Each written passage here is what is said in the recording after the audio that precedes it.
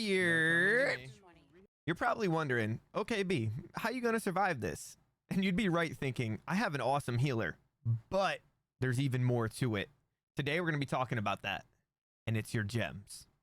Okay, gemming. Here's one topic that everybody can agree to disagree on. Your gems create resistance to certain damage types. It doesn't matter if it's ranged or melee, your gems are gonna mitigate that damage. Now I'm going to go over the most common ways to set up gems in your gear and your weapons, but then I'm going to go over some not so conventional ways that have worked for myself and others. To get started, let's go over what gems actually do. You have onyx and you have opals. Onyx are going to give you physical resistance. Opals are going to give you elemental resistance. These are the most common, but you can accomplish the same thing with diamonds and malachites. Diamonds being more physically heavy and malachite being more elemental heavy. Certain gems give you only one type of resistance as well, such as a ruby. That mitigates fire damage, or an emerald that will mitigate thrust damage. The percentages are much higher than if you're just using an opal or an onyx because it only covers that one damage type. Now, the most common way is what we call a 10 split. This is going to give you 10% across the board for your gems in your armor. 4 opals, 4 onyx, or 4 diamonds, and 4 malachites. Either way, it doesn't matter what's hitting you, it's all going to be mitigated the same. Then you would add a protection to your amulet as to what's hitting you the hardest and the most often.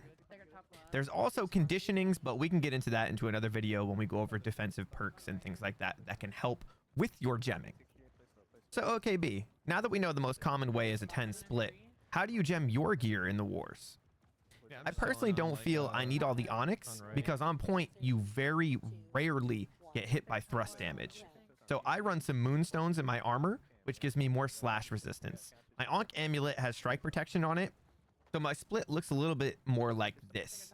You'll see I don't exactly have 10% on my elemental because my one energizing rune glass has an opal in it, which knocks off 0.5% to the gem. There's also other things you can run, such as fire absorption potions, you can run gemstone dust, you can run oak flesh bomb, and all of these things will mitigate damage as well, but they do have cooldowns to them, and you can only fit one more thing on your hotbar for wars. Now, let's get into the gems for your weapons. There's only one gem that's going to count towards your empower cap, and that's a jasper, which will give you more empower when you get hit. This synergizes very well for bruisers with the passive on the hammer that gives you 35% empower when you're taking damage. But having these two together will immediately get you to cap. Opals, however, will give you more damage when your stamina isn't full. These aren't really used in too many builds just because, you know, you really don't want to stam out, but they do hit pretty hard. Some Void Gauntlet players run Moonstone in their VG, but as of right now, there is no right or wrong gem to put in your VG. I usually just go with another elemental type because I like to see the numbers on the screen. Now, having an elemental type rune glass in your weapon is mandatory in wars because the dot from it will help charge your heart rune.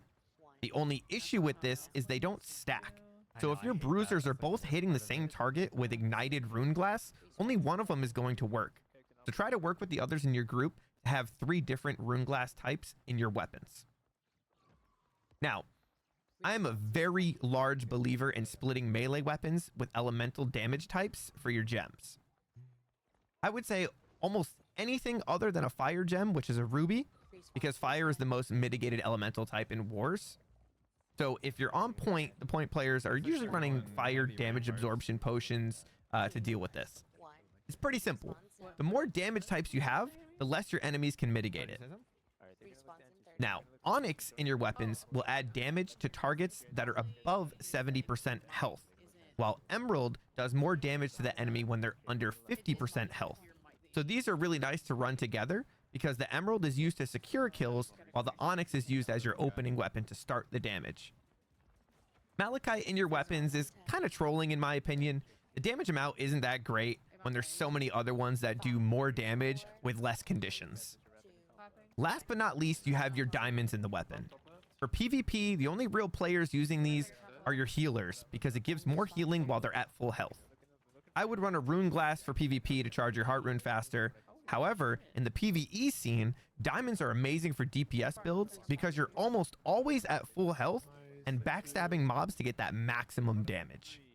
Thank you guys so much for watching. If you have any questions, I'm live every day on Twitch at noon Eastern. If not, leave a comment below. I'll try to get back to you. And I appreciate you guys watching so much. Thank you again. 4, 3, That's a good question. 1. Respawns now.